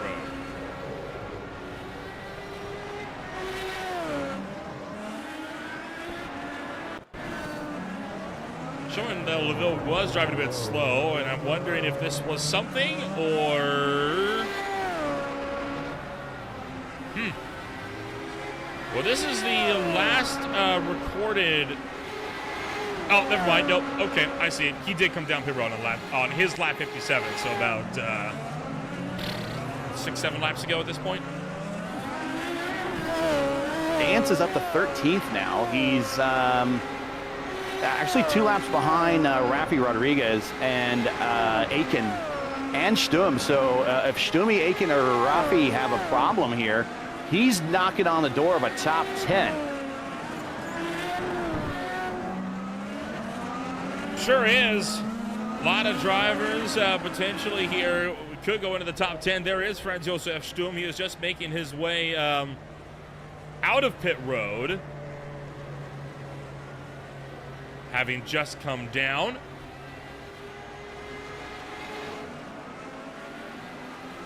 And so now you get this is a very hard rejoin. Yeah. Especially if there's a car coming at high speed down the straight, because you got to wait all the way to the end of the line, and then you make a hard left. Yeah. And if there's another car coming at full speed down that straight, I mean, they got a head of steam. This is what happens. They're going to get put in a kind of in a bit of a queue, because there's not a place to pass until now.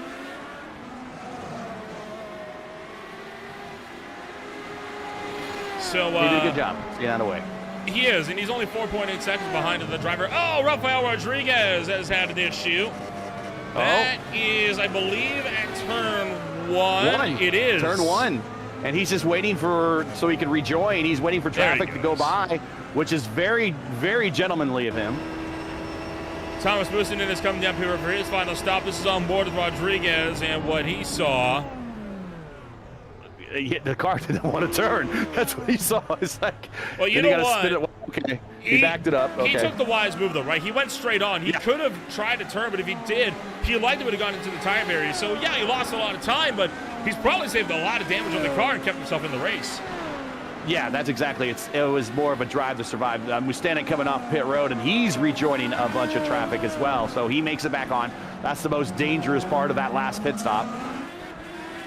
The good thing, though, is he has rejoined ahead of them, and let's be honest, his lap cars, you're not going to want to overtake the guy that's been absolutely stomping the field all race long. So Thomas Businen will be able to drive away pretty quickly here, I would imagine. Still waiting on Stanley, Aiken, Kinder, Rodriguez to come in for their final stops. Florian Gaud and Cameron Dance hit it 20 and 26 laps ago. They both should be go to the end in theory. Except maybe Dance. Dance might have to come down for a splash and go.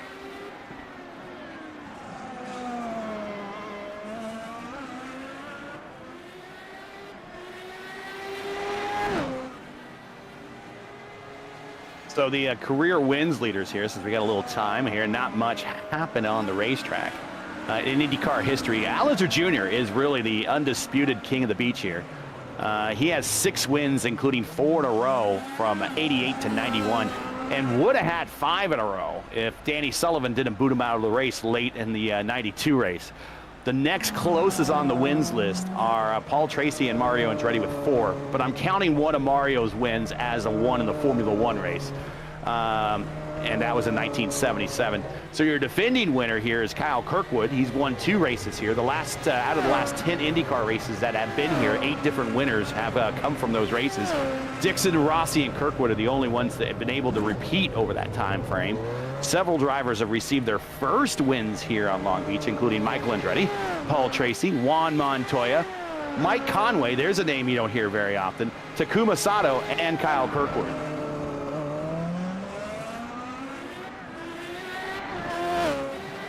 Plenty of drivers with first-time wins here. Several drivers with a lot of repeat wins on their belts here as well. One of the drivers that is going to be having a good night here, Thomas Mustinen, who has been, again, in a class of his own. He has won the last 3 races in a row. He would have won the last 5 races in a row had he not been disrupted by Marshall Stanley at the Richmond Raceway on June 29th. That is the only race that has stopped from winning 5 in a row. But right now, 3 in a row looking for 4, and I'm going to be honest here.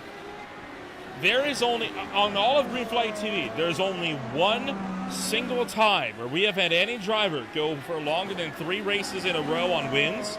Spencer Ray, the OMSRL series, back when it was the truck series, during the chase, a 5-race chase, he won every single race. Spencer Ray, right now, the only driver to hold that record on Green Flag TV. Moosin is making a good argument to become the second driver to hold that record. So Al Unser Jr. back in 1990 won 4 races in a row. He's the only IndyCar driver in the over 100-year history of IndyCar to ever win 4 in a row. AJ Foyt didn't do it. Scott Dixon didn't do it. Mario Andretti didn't do it. Michael Andretti didn't do it. Not even Will Power did it. Only Al Unser Jr. 4 in a row in 1990. No driver has ever won 5 in a row in the history of IndyCar racing. If he should win 5 in a row, this is virtual racing, right? But it really puts him in a very rare class when you do compare them against modern racing contemporaries.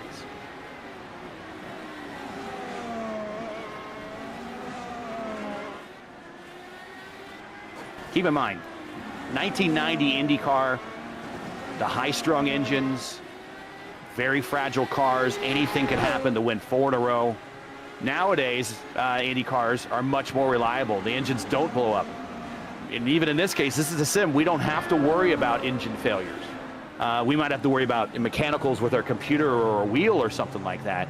But really, all you have to do is just keep it between the lines and, hit your marks and, do your race. And the next race coming up it's a very doable race if he puts himself in position at Fontana to get that number 5 in a row. Could you imagine if we did have to worry about mechanical failures in iRacing? Well, the old IndyCar Racing 1 and 2, which is the grandpappy and the great-grandpappy of what we're watching here. It's some from the same Papyrus developing group, right? And some of the founding fathers of that group were the founding fathers of iRacing. So you did have that in that game. You could have, you'd be racing there, and all of a sudden your engine cut out, or all of a sudden you come to pit road and it says, oh, you can't progress because you have a gearbox fail. It would give you random failures. And it was so annoying because then you'd have to start your race all over again if you wanted to, or just count it, if you wanted to go into realism. Yeah. So the old one did that, and you can blow your engine here in iRacing, but you don't have like random acts of failure here in iRacing where you have like mechanical or the suspension just breaks, or the gearbox just goes, or you don't have a turbocharger anymore, or one of the black boxes just fails and the car won't start anymore. But you can have that in real racing, of course. Do you remember the black box failure on the restart at Detroit when Will Power was leading? No, I do not. He was leading a race at Detroit. They had the red flag it. It was a hot day. And when they went to restart his car, the black boxes just were too hot, and then the car would not start. And he was leading with just a handful of laps to go. And he ended up basically losing the race from that. Just imagine that happening in iRacing. Somebody's car not starting because of a simulated hot black box. Oh boy.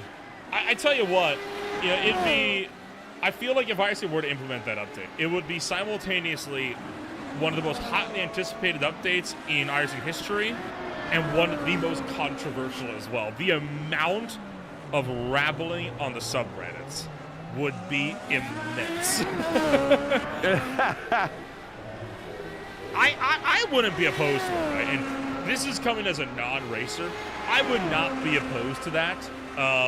It adds something, right? It adds something to the race. It adds the realism. But then you could argue, having actual hardware failures, like your steering wheel came disconnected. I feel like a lot of people would agree. The fact that alone can happen, it happens on a semi-regular basis. Yeah, that's enough. That's more than enough. I mean, we get one of those once every other week or so. Yeah, and there's weird ones in real racing too. Remember, Will Power had the seatbelt problem, and I think even Newgarden had the seatbelt problem before, or the seatbelts wouldn't stay snapped in. It's just like, how random and how does that?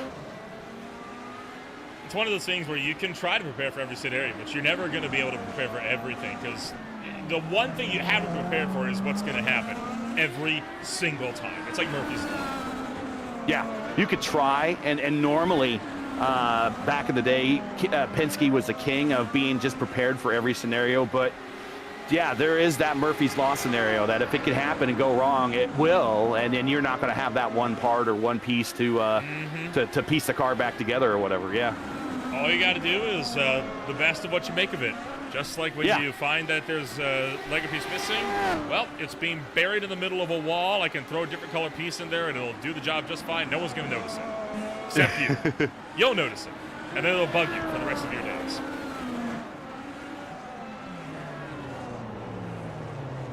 Hoffman and Wilson within a second of each other. We talked about Jamie Wilson fresh out of pit road about 14 laps ago. Had dropped back to 4 seconds outside of Van Hoffman. He's reeled that gap into within a second. And we could be seeing Wilson attacking Hoffman here for that position before the end of this race. Only 8 laps to go.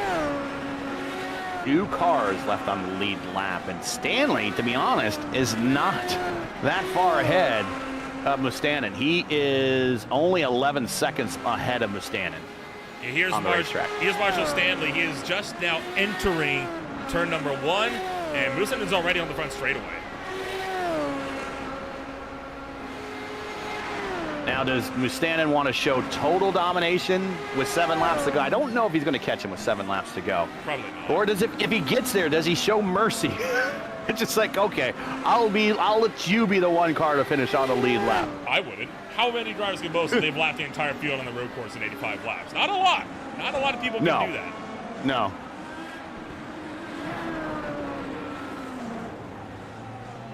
I forget what league it was, but I was broadcasting a race that was at Mid-Ohio, and a driver had a very similar type of dominance. And at the very end, they lapped P2, but coming to the checkered flag, they lit up and allowed P2 on by.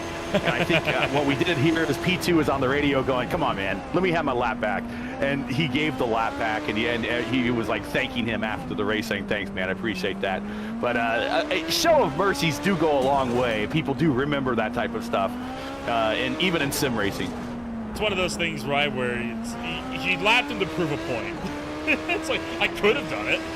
Yeah, I could have done it. Yeah. I did do it, and I give it back. Yeah. I chose to.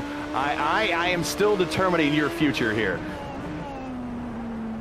And we've seen that a few times as well, right? I mean, heck, short track racing a few times over Green Flag TV's history. We've seen sometimes drivers will give a bump and run that's a bit harder than intended, right? They shove the guy in front of them up into the outside wall, and they've lifted up to let them back on through and let them hold on the spot. Because it's like, you know what? I don't want to take the spot like that. So that's great. That is great sportsmanship. Oh yeah, an excellent racecraft. Yes.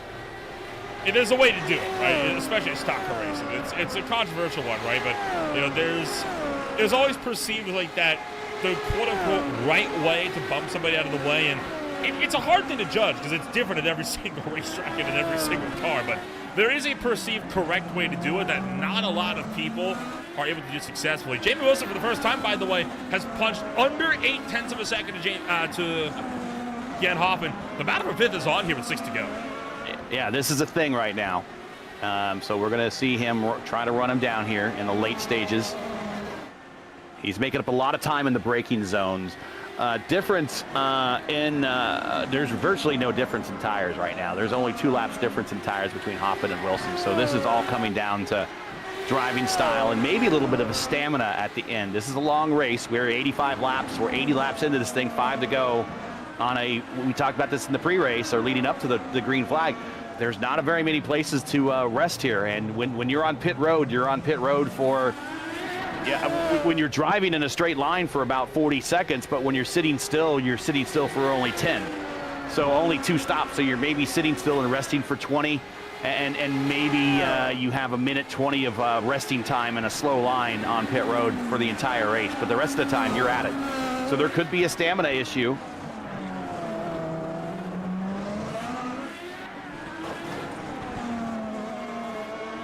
Half a second now between the two. Jamie Wilson continuing to pile on the pressure. Jan Hoffman runs a little bit too wide, though, over the curb, so he's going to drop back to 0.65. Although runs it back down in the very next corner. He is really taking as much out of this race as he possibly can, trying to give it everything here in the close laps. He wants a top 5.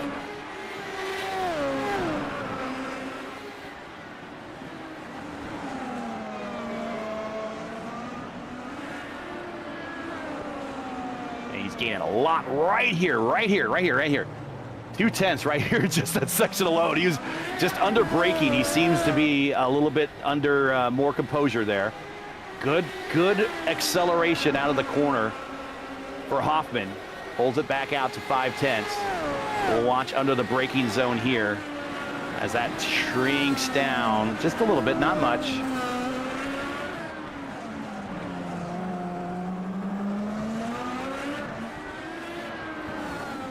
Shrinking a little bit, but the problem is I think he's pushing a little bit too hard now, right? Because he keeps on chucking it in these corners, but because he's thrown it in so deep, he's losing the momentum on corner exits. He's just got to lift out a bit to avoid going into the wall. So I think he's does that make sense, right? He's pushing too hard because he's pushing so hard, he's losing the flow from corner to corner. I like how you put, he's chucking it in there. And you see as well, Jan Hoffman started to pull the snake down the straights as well. He is trying to break clear of Jamie Wilson and trying to maintain that 0.6 of a second gap. But so far, he's not really able to do it. Yeah, with the sight of the finish in line, the last thing you want to do is give up a late position for a top 5 now at this point. You've been all day fighting to put your car in a position here, and the last thing you want to do is on the last lap get a pass that happened on you. So a lot of pressure. I would say the pressure right now is on Hoffman and less on Wilson. Yeah, if he just runs clean, he can fend off that 0.6 of a second gap. I mean, Hoffman's got to be careful not to make the same mistakes that Wilson's been making and not overdrive the car, because the second he does, well, Hoffman's going to be able to try to find a way, or Wilson's going to be able to try to find a way through him. The gap now down to under half a second here. Wilson has found that second win. Now Hoffman is in trouble because Wilson has broken through the dirty air bubble and he's within 0.4 of a second and closing. In that draft envelope down this back straight, going to help him out. Cameron Dance catching the meatball flag in the final couple of laps here. So Dance I think he has had a found the problem wall. going into 9, I think. Somewhere in there, maybe. I saw a lot of smoke through there. Oh, yes, Yep. he did. Locked it up big Yep. time and careened in there with the left rear first.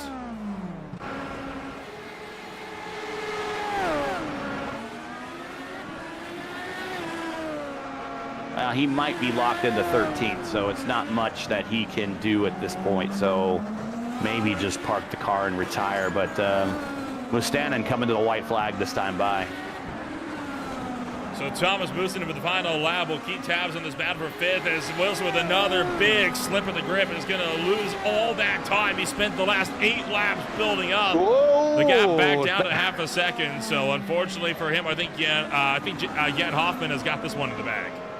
Sorry, I mean, Thomas was coming into turn 1, and Cameron Dance, I think, had to do a drive-through with the incident that he had in 9, and they both were rejoining about the same point there. Hoffman off of the final hairpin. He will now pick up the white flag. Looking to secure against Jamie Wilson. Does have a little lap traffic in front of him. Mustanen last bit of corners into the last complex, 9, 10, and coming up to the hairpin for the last time. Here he goes. Easy peasy race. Mustanen off Thomas of Mustanen. the final corner. He will win the PRS Grand Prix of Long Beach, leaving the battle for 5th, Gary. They still have a half a lap to go. Lots of racing still left. And lap traffic. I don't think Wilson's getting there. He's just too far back. That mistake that he had a couple laps ago, that burned the last chance he had to close up. He was within 0.3 of a second, but he just slipped the tires a bit too much coming towards Pine Avenue, and that was enough to seal the deal. Jan Hoffman will come through the final hairpin as well. Wilson can't do anything about it, yet Hoffman will hold on for a top 5.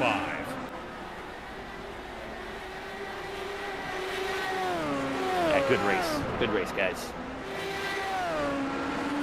Well, that is going to be that then, as the last few drivers are steadily making their way across the line here. Marshall Stanley going to be the last of the contenders here to come across the stretch. With all of that said and done, time to take a rundown of what your official race results are going to look like here at the end of the 85 lappers here in Long Beach. Thomas Mustonen takes home the win. Only one other car in the lead lap is Marshall Stanley. For Mustonen, it is the second Grand Slam in a row, leading every single lap here this afternoon. Ethan Hagen starts from third, 1 lap down. Kinder also a lap down, with Jan Hoffman holding on against Jamie Wilson. Groscher was 1 lap down. Gowd was 2 down. Giacometti and Aiken 3 down apiece. Moving on to the next page, we have, waiting for my overlay to not update, I guess. We got Stumi comes home 11th. Rafi Rodriguez survives at 12th. Cameron Dance, just a long day in a race that he would rather forget. He is 13th. Stefan Mellis 14th. Lucas Laville in 15th. And all these drivers have some sort of issue today. They're glad this is over with. Shoemake in 16th. Garrett 17th. VJO 18th. Santos 19th. Markamidi in 20th, and then Wood, Simmons, and Barkenau, just a day that they really want to get audited out of their mind right now for 21st, 22nd, and 23rd. That's your 23-car field here today for the Classic IndyCar Series. Another stellar race here this afternoon. We'll take a step back and be back with the post-race in just a moment here on Green Flag TV. Stay with us.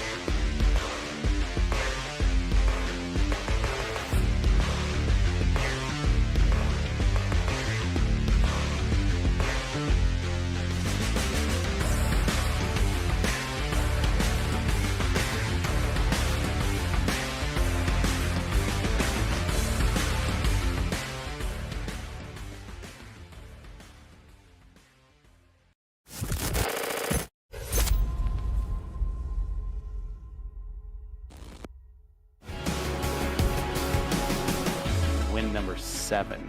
Welcome back to Green Flag TV here as Racing Action set to work our way into the post-race show. Still waiting on our top 3 to give us a chat here this afternoon, but we can check in on the updated championship standings after tonight. And boy, it paints a picture, doesn't it? Thomas Mustonen way out there at the head of the grid. 90 points clear now of Cameron Dance. Dance now tied with Ethan Hagen. And boy, that's a rough look to be looking at going into Auto Club, isn't it, Gary?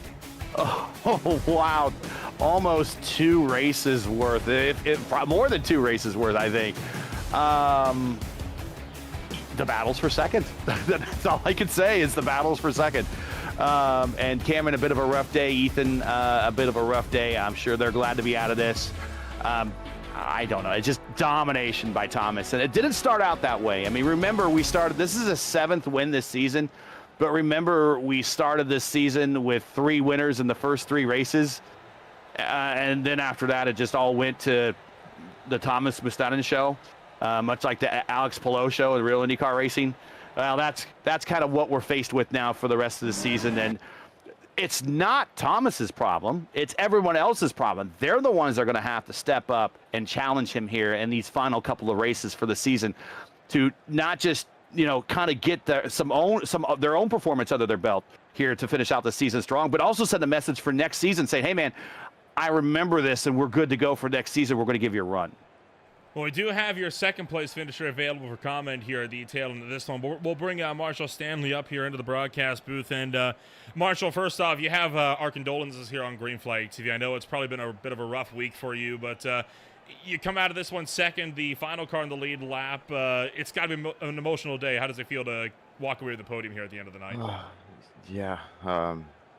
If emotionally spent had a picture, I think I would look like it right now. No, yeah, that was all for him. That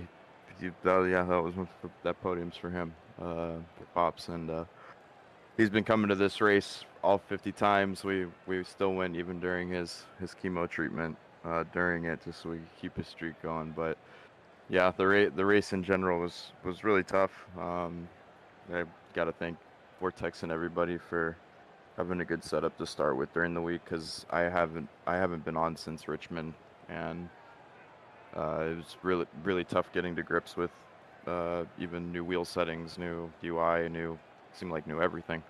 But no, super happy able to at least get it on the podium. Congrats to Thomas, because he was the flying fin out there for sure. But no, I appreciate you guys with the condolences, and hopefully I can raise a glass to him today after this one. Of course, it's always rough to go through something like this, especially right in the middle of a critical point of the season as well. You got Auto Club Speedway coming on up in 2 more weeks here. Do you plan on still having him on board with the car here for the 400-miler coming on up in Fontana? Oh yeah, most definitely. And then another place as well that's close to not only him but my whole family, and he's had seats there since '94, since that place opened, and obviously it's not around anymore, but no, it'll be just as emotional driving that one again. So it'll be the week after his funeral. So maybe I'll have a little bit of piece of him with me while I'm driving Auto Club. And I know he's smiling down right now, but he's probably like, man, you couldn't get first. He's like, you know this place like the back of your hand, bro. Like, how many times have you been here? You've driven this crap in real life? Come on.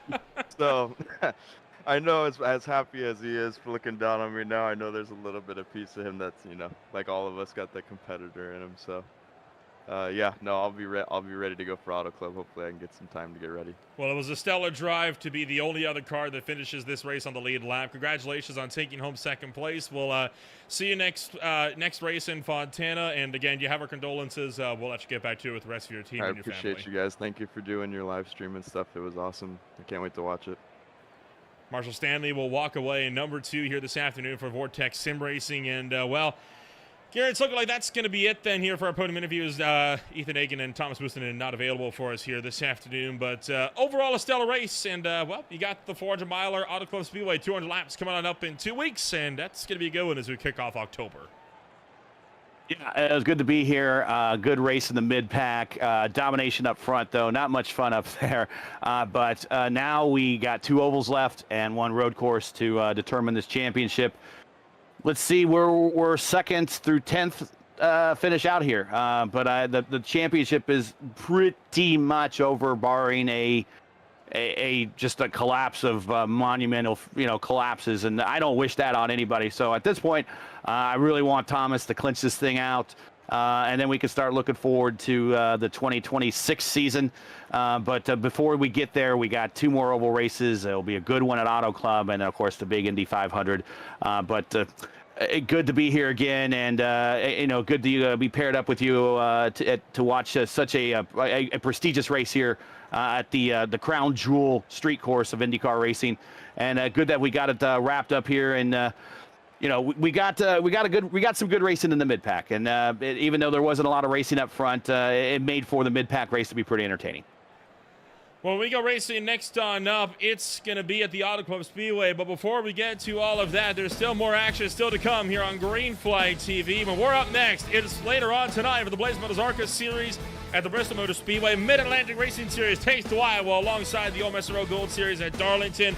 The Premier Sim Racing Outland Motorsports Truck Series will also be at the Charlotte Roval with the Highline Diecast Collectible Speed Cup Series. PSR closing out the round of 12 in playoff contention over on Wednesday night with the Average Joe's Racing League alongside the Zero Torque Racing League, both kicking off their own season openers, both of them in the Sunshine State, one of them at Homestead Miami Speedway, and the other one just up the coast at Daytona on Friday night. If you want to find out more about who we are and what we can offer you, check us out today at www.greenflagtv.com. As always, plenty of racing action still left to go. 400 miles, 200 laps are set to kick off at the Auto Club Speedway. The big question entering that final race, will Thomas Mustonen walk away a champion with still 2 races to go before season's end? We'll find out in 2 weeks when we go racing in Fontana.